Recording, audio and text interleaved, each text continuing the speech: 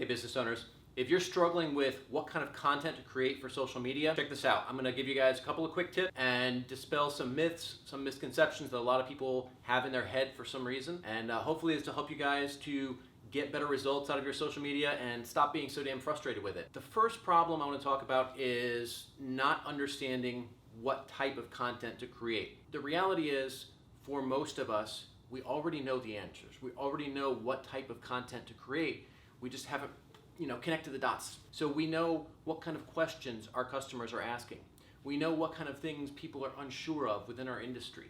We know what myths or misconceptions people have about our products or our services. So right there is a wealth of content that you could be creating. Now, the next step, of course, once we have an idea of what type of content we want to create, is how to make it engaging. This is where most people get it wrong.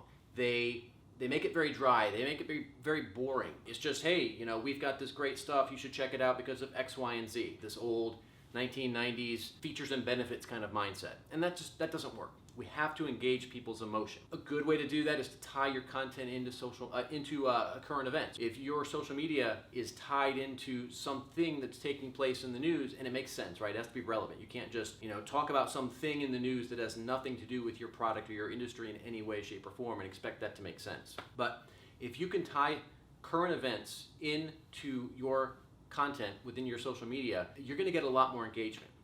The other thing is, let your personality shine, right? A lot of people are afraid to, take a controversial stand or be a little edgy or things like that. I see a lot of people say, well, you can't talk about X, Y, and Z, whatever topics they think are kind of off limits.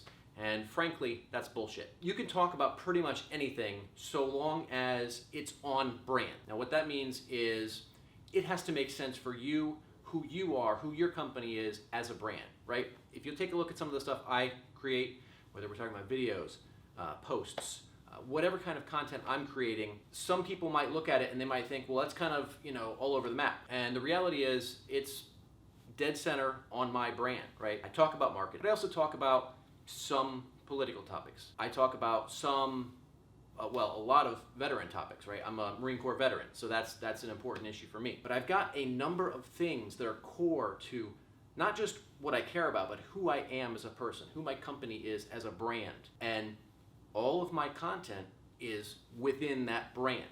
So don't be afraid to get outside the little tiny box of what people think you can talk about. Feel free to kind of get outside there, but just make sure it's on brand. Make sure that it makes sense for who you are and what you stand for as a brand, right? Because it's not just your company and you are not two separate things. You have to realize that everything you're going to talk about in social media is going to relate to your brand nowadays, especially with this nonsense where everybody thinks that if you don't agree with everything that they agree with, that they're going to go cancel you, right? This whole cancel culture nonsense, which is frankly bullshit. If you are true to your brand in all of the content you create and all of the positions that you take publicly, then what happens is, sure, somebody's not going to agree with it, and that's okay. That's the nature of the beast, right? We're not going to all agree on all things. However, if you're on brand, you're making a statement, you're saying something that aligns with the values of your brand, it's not going to have a detrimental impact on your actual core audience, the people who are going to buy your products and services.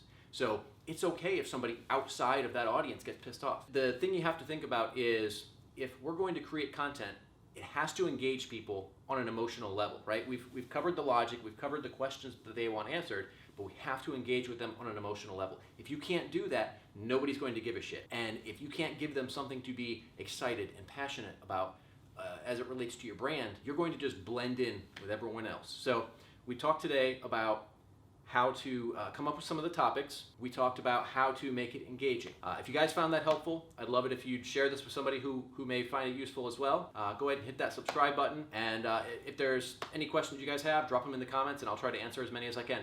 Thanks, everyone.